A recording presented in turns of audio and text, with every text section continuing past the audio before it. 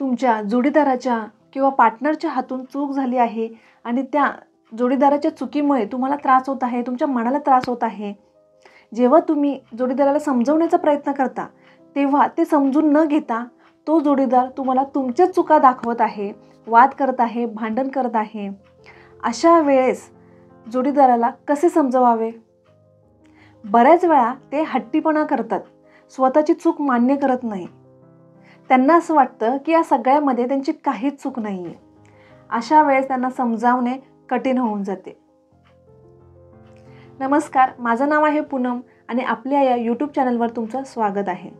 जर तुमच्यासोबतही असंच होत आहे की जोडीदाराला समजून सांगितले आहे, त्यांना त्यांच्या चुकीची जाणीव करून दिली आहे, तरी त्यांना काही गोष्टी समजून घ्यायच्याच नाहीत, गोष्टी ॲक्सेप्ट करायच्याच नाही आहेत, तर वाद घालत आहेत, भांडण करत आहेत, तर तुम्ही थोडं थांबा. सारखे सारखे समजावून सांगू नका. यामुळे जोडीदार फ्रस्ट्रेट होईल आणि तुमच्या जोडीदाराला तुम्हीच चुकीचे वाटू लागणार.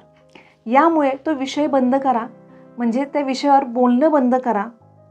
तुम्ही एकदा त्यांना सांगून झाले आहात ना की त्यांनी काय करायला हवं होतं आणि त्यांनी काय केलं नाही आहे. तुम्ही त्यांच्यासोबत अजिबात आर्ग्यू करू नका, वाद घालू नका.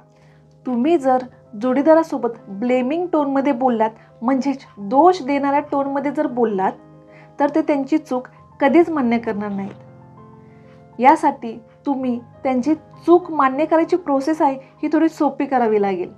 जसे की तुझी चूक होती, तू असं का वागलास किंवा वागलीस, तुझ्यामुळेच भांडण होत आहे, हे न बोलता त्याऐवजी शांतपणे तुम्ही त्यांना असं बोलायचं आहे की हे बघ, मला जे वाटलं ते मी तुला सांगितलं. समजून घेणं किंवा न घेणं हा तुझा प्रश्न आहे. मी ब्लेम करत नाही आहे, पण समजावून सांगण्याचा प्रयत्न करत होतो किंवा होते. जे झालं ते झालं, यापुढे असं काहीही होणार नाही याची काळजी घे. ओके? मग जोडीदारही म्हणेल ओके. बघा, गोष्टी सेम आहेत. जोडीदाराने बदलण्यासाठी होकार दिला म्हणजे कन्फर्म केले की जे घडले होते ते चुकीचेच होते. फक्त जोडीदार हे ओपनली बोलले नाहीत इतकंच. तुम्हाला पण तर हेच हवे आहे ना की ती गोष्ट, ती चूक रिपीट होऊ नये. यासाठी जोडीदाराने सॉरी म्हटलेच पाहिजे असं काही नाही ना. बरं, इन फ्युचर जोडीदाराकडून परत ही चूक रिपीट झाली तर पुन्हा त्यांना याच शब्दात शांतपणे समजवा आणि एकदा आठवण करून द्या की याच चुकीसाठी तुम्ही त्यांना एक संधी दिली होती आणि आता ही दुसरी संधी आहे. जर यापुढे ती चूक परत रिपीट झाली तर तुम्हाला वेगळा विचार करावा लागेल.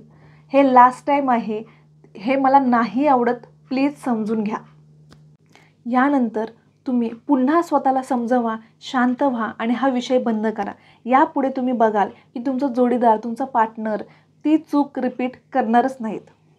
बघा, ज्या व्यक्तीला समजून घ्यायचे आहे ना तो असाच समजून घेईल, पण ज्याला समजून घ्यायचीच नाही आहे, मग तुम्ही त्याला काहीही बोललात, कितीही जीवाचा आटापिटा केलात तरी ते समजणार नाहीच.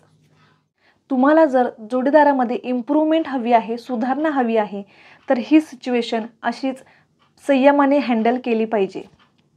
चला तर मग भेटूया आपण नेक्स्ट व्हिडिओमध्ये. तोपर्यंत खुश राहा, हसत राहा आणि आयुष्य मस्त जगा.